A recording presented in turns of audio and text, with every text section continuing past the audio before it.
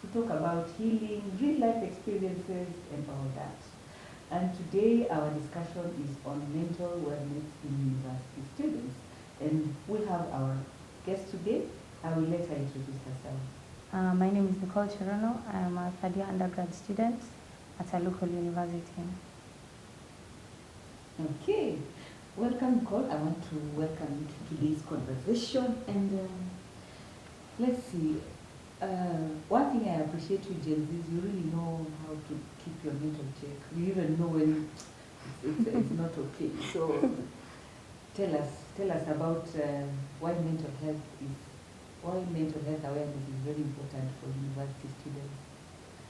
I think mental health awareness is important for students because it takes a toll, first of all, in your schoolwork.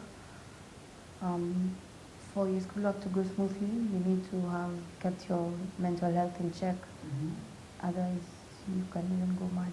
Well, not actually mad, but like you need to be able to balance your mental health, your school work, and your social connections. All right. Wow. So what are the most common mental health challenges that universities face?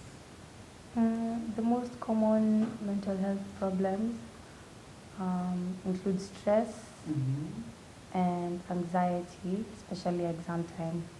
So what are some of the most common mental health challenges that university students face? Like I want to imagine maybe when there's an exam, some people won't sleep. I used to hear that some people can transnight, but I think those used to happen those days. I want you to tell me now what is happening now. What are the most common challenges that university students face now? The most common problems that university students face include stress, anxiety, especially during exam time. You find yourself maybe you've been not focusing on your mental health to the point that you've even forgotten about exams. So exams come closer, you get worried, you get scared, you get anxious now, and then now everything is just gone down.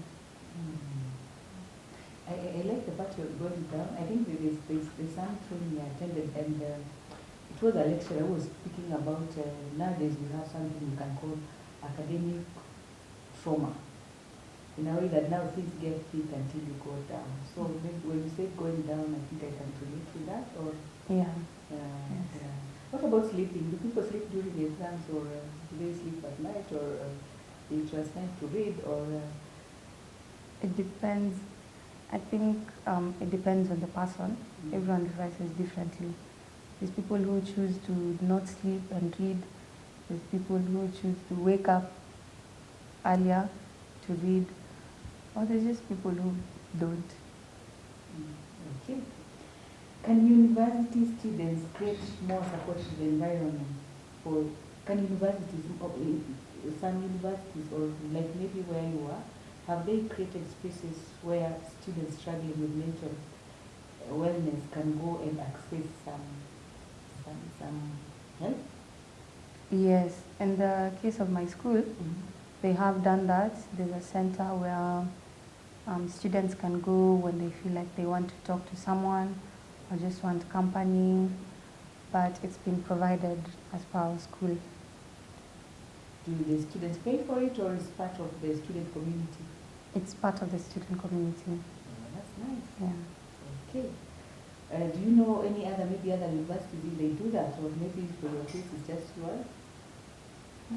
I'm not aware. Maybe I consult with peers from other schools, but for what I know, it's just my school. Okay.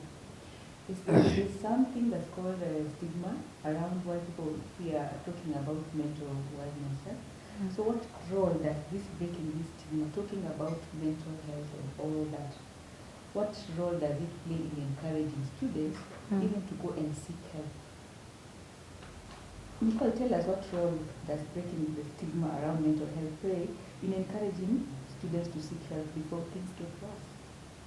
You see, by breaking the stigma, we get past the topic of people viewing mental health as a taboo, because in this day and age, I still don't understand why it's considered a taboo.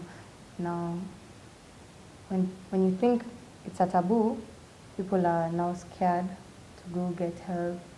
They're scared to seek even help from even peers. So it takes a toll on them, creating avoidant issues or just silence. You just keep it to yourself until you can't anymore. I like that. And as we at Mind Interventions, we really like awareness because we want to break the stigma, because there's no shame about seeking mental wellness. Nicole, tell us the steps that students can take if they're struggling with mental health. What advice would you give them, even for those of us who are hesitant to look for support? If you're my age and you find yourself struggling with mental health, just try at least talk to your peers, find someone to talk to. It's not that hard, because talking about it shows strength, not weakness. Because a lot of people tend to think that when you talk about your problems, you're weak. No, actually it shows that you're strong. Lastly, Nicole, I want you to tell me, how has AI helped you guys at the university? I think you guys are very lucky, because I think some time back there wasn't there. And I think it really impacts you guys, especially matters mental wellness. Mm-hmm. Yeah, tell me about that. AI affects us positively, I'd say. For those who have problems with, maybe you want to speak to someone, you feel you can't face a human face, you can just go on your phone, type, talk with AI, and you still get the same help, or even better. Okay. I like that. I like that it can help, but you can also agree it doesn't help everyone. For some people, a human face will help. For others, especially the ones, as you say, the ones who don't like to talk to people directly, maybe it can help. Yes. But I think I interacted with it, and at one point it also tells you need to seek a professional to help you, which I think, yes, it helps, it impacts, it still helps to create awareness, which is a good thing, but for some cases it may not, just like any other. Well, thank you so much, Nicole. It was lovely to have you, and continue creating mental health awareness at the universities, and let's remove the stigma. Yes. Okay.